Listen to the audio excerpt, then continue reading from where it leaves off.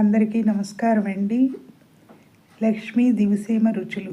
నేను ఈరోజు చేయబోయే రెసిపీ మిర్చి బజ్జీ అండి. చాలా సింపుల్గా చేసుకోవచ్చు. ముందుగా మిర్చిని కడిగి పెట్టాను. ఇలాగా మనం కావలసినన్ని తీసుకోవాలండి. మనం ఇంట్లో ఉన్న మెంబర్స్ని బట్టి తినేదాన్ని బట్టి చేసుకోవాలి. చింతపండు గుజ్జు తీసుకున్నానండి. దానిలోకి తగినంత సాల్ట్ వేసుకున్నాను. అలాగే కొంచెం వామ్ వేసుకోవాలండి. తర్వాత వామ్ వేసిన తర్వాత దీనిలోకి కొద్దిగా శనగపిండి వేసుకోవాలండి. మొత్తం కూడా కలిపి ఈ మిర్చిలోకి మనం లోపల స్టఫింగ్ చేయాలండి. తర్వాత మనం బజ్జీలకి శనగపిండి తీసుకుంటున్నాను. ఓన్లీ శనగపిండితోటే సింపుల్గా చేస్తున్నానండి మిర్చి బజ్జీ. మనం తగినంత తీసుకోవాలి. మనం ఇంట్లో మెంబర్స్ ఎక్కువ ఉంటే కొంచెం ఎక్కువ, బాబు నేనేను కదా, తగినంత ఈవినింగ్ స్నాక్స్కి ఉంటుంది అని చెప్పి ఈరోజు వర్షం పడుతుందండి చేస్తున్నాను. ఈ శనగపిండికి తగినంత సాల్ట్ వేసుకోవాలి. ఇది పైన పోత పిండి అండి. అలాగే కొంచెం ఈ వంట సోడా వేసుకున్నాను. మొత్తం కూడా మిక్స్ చేసి పక్కన పెట్టుకోవాలండి.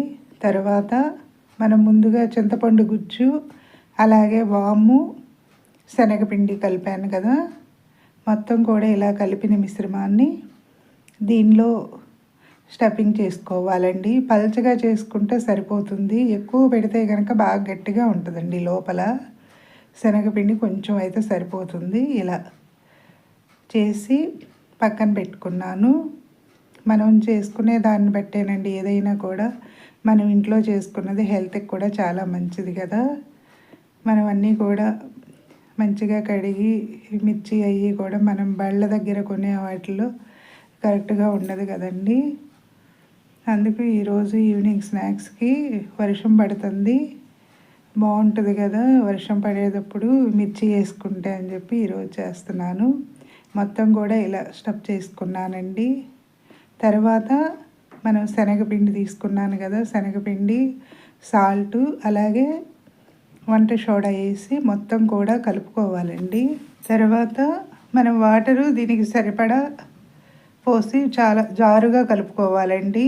మనం దోసల పిండి మాదిరిగా మనం కలిపేటప్పుడే తెలుస్తుంది అది ఎలా ఉంది అనేది. బయట అయితే కనుక కలర్స్ రంగేస్తారండి. మనం ఇంట్లో ఓన్గా చేసుకునేవే కదా.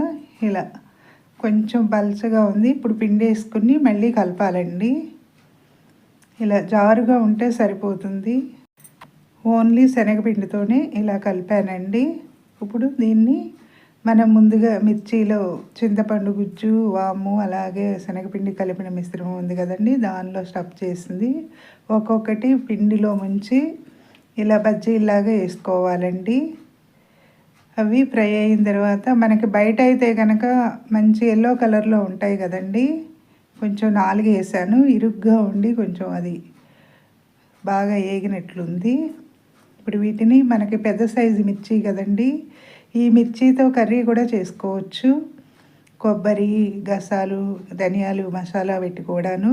నేనైతే ఈరోజు సింపుల్గా బజ్జీయే చేస్తున్నానండి. చక్కగా వేడివేడిగా చాలా బాగుంటాయండి. దీనిలోకి మనకి కనుక ఉల్లిపాయ ముక్కలు, కొత్తిమీర అలాగే సేవ్తో కూడా బజ్జీ కట్ చేసి తినొచ్చు. నేనైతే ఊరికే సింపుల్గా చేస్తున్నానండి ఈరోజు మిర్చి బజ్జీ. సబ్స్క్రైబర్స్ పెరగటం లేదండి, సబ్స్క్రైబ్ చేయండి. మరిన్ని వీడియోస్ చేస్తాను. నేను చేసే వీడియోస్ అయితే చూస్తున్నారు కానీ కామెంట్స్ పెట్టడం లేదండి. కామెంట్స్ చేయండి, మీరు కూడా చేసేలా ఉంది. మరిన్ని వీడియోస్ చేస్తాను. అలాగే ఇవి ఒక్కొక్కటి వేసుకోవటమేనండి. ఖాళీగా ఉంటే కనుక మనకి బళ్ళ మీద అయితే కనుక ఎక్కువ ఆయిల్ పెట్టి ఎక్కువ ఇచ్చేస్తారు కదా. మనం ఇంట్లో చేసేటప్పుడు అంత ఆయిల్ అంటే కనుక ఎక్కువ కాకు నూనె అయిపోతుంది కదండి. అయిపోయిందండి. సింపుల్గా మిర్చి బజ్జీ ఇంట్లోనే చేశాను. మనం లోపల పిండి ఎక్కువ పెడితే కనుక లోపల కొంచెం గట్టిగా ఉంటుందండి. తక్కువ పెట్టుకోవడం వల్ల ఇలా పైనే ఎక్కువ ఉంటుంది. నా వీడియోస్ ఎలా ఉన్నాయో కామెంట్స్ చేయండి. మరిన్ని వీడియోస్ చేస్తాను. అయిపోయిందండి మిర్చి బజ్జీ. నచ్చితే లైక్ చేయండి, షేర్ చేయండి, సబ్స్క్రైబ్ చేయండి. మీ లక్ష్మీ కుమారి.